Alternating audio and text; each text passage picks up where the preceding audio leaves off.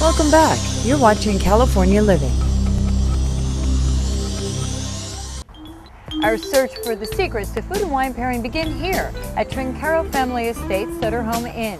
We're about to meet winery chef Jeffrey Starr. Hi, Aprilanne. Welcome. Hi. Nice to see you. We're having a dinner party. Okay. We're going to have a couple starter courses, a Thai curry with seared salmon, and a fresh Dungeness crab cake with a little tarragon aioli. Yummy. Filet mignon and a wonderful Sonoma rack of lamb for dinner. Sounds great. So where do you get your ingredients from? Well, I'm lucky. Here in the Napa Valley, we just have wonderful bounty of ingredients.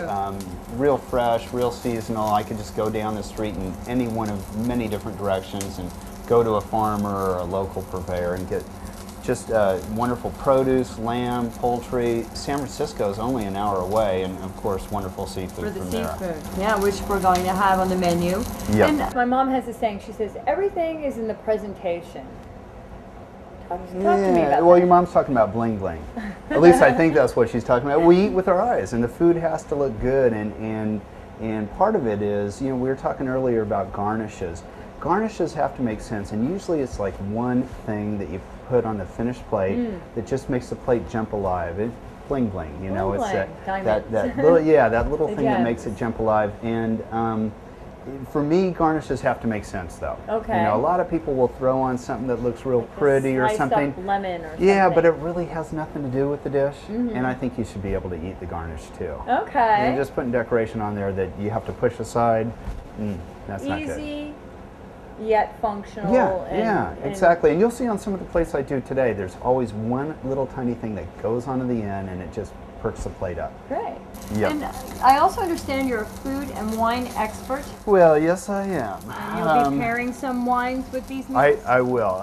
We're going to feature wines from our Trinity Oaks winery, and they're really good food wines. Great. Well, that's what we're here for. So let's finish preparing in here, and we'll move into the dining room. Very good. Okay. Can I help? Please. Just needs a little stirring there. Is this the curry? This is the curry. Oh no, it's yummy.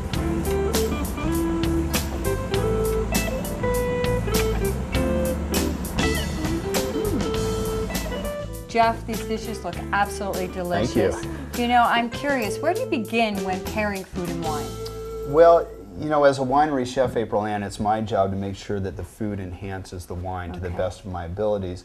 And along the way, I've learned some secrets, some tricks on how to make sure the two go well together. It's all about balancing taste, knowing that the food will affect the taste of the wine. I just want to make sure it has a positive effect. Interesting. For instance, on this Thai curry here, it's a fiery dish. It's kind of spicy. And spiciness in food will tend to make wines taste strong. So we know to stay away from stronger wines. A lighter Pinot Grigio works beautifully. Now, with our Chardonnay here, it's unlike the Pinot Grigio, it's spent a little time in an oak barrel, so it has some woodiness. It also has some buttery characteristics to it. And so I kind of mirror that butteriness with a richer dish like this crab cake. Tarragon and Chardonnay, I'm not sure why, but it's something that I like together. And so the aioli is made with tarragon. It has a natural affinity. So you go a little richer. A little richer on that dish.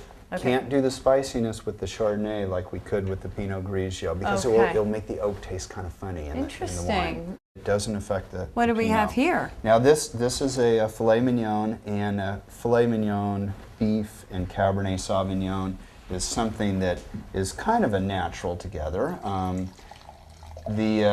This Cabernet Sauvignon is medium bodied, it has juicy fruit flavors, and a vanilla note that it gets from the oak barrels. We put vanilla in the mashed potatoes to mirror that flavor. It's another trick that we use is to take a flavor from the wine and put it in the food, and it helps pull the two together. Very interesting. Now the lamb here, lamb and Merlot is also a classic combination. It's served with a blueberry chutney, so I'm getting that berry flavor that's present in the wine. The thing about the lamb and the Merlot and the Cabernet with the beef, if you're not a Cabernet drinker and you're a Merlot drinker, have the Merlot with the beef and vice versa. You know, these are all things that I do to make sure that the food and wine go well together. But if you like a particular wine with a particular dish, then it's a good food and wine pairing. Go with what you enjoy. Go with what you enjoy. You know, Jeff, this whole dinner party was just absolutely beautiful, and I know I've gotten a lot of ideas myself for home entertaining. But you know, we're so busy. Life is just so hectic. Sometimes it's hard to imagine entertaining on that level. Surely there must be secrets or tips that you as a chef have to make entertaining easier. Well, Aprilanne, I mean, first of all, that's not the kind of dinner you would serve every night. And when you do serve that kind of dinner, you're going to have a dinner party. It's all in the planning. You got to plan ahead. You got to make a grocery list. You've got to decide what kind of items can you make days ahead of time. Oh, interesting. For instance, that curry, I often have made that and frozen it. It freezes beautifully. I could make it a month before I need it.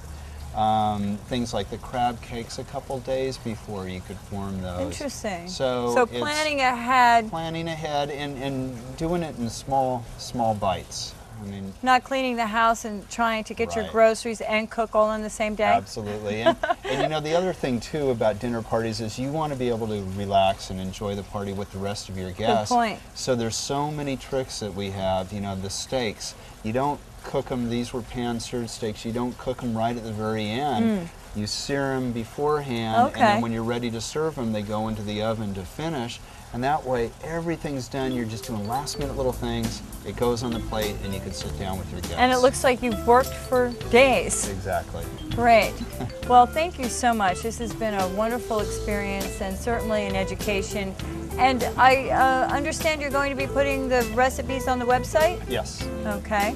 And we'll do the same so that, you know, if anybody wants them, they'll be out there for them to get their grocery list going. They'll be on there. Okay, thanks. You're welcome. California Living has been made possible by the Party Girl Diet. Discover the Party Girl Diet's healthy new lifestyle that lets you keep the party going while you lose the weight. Get your Party Girl Diet book or Kindle edition on Amazon.com or partygirldiet.com.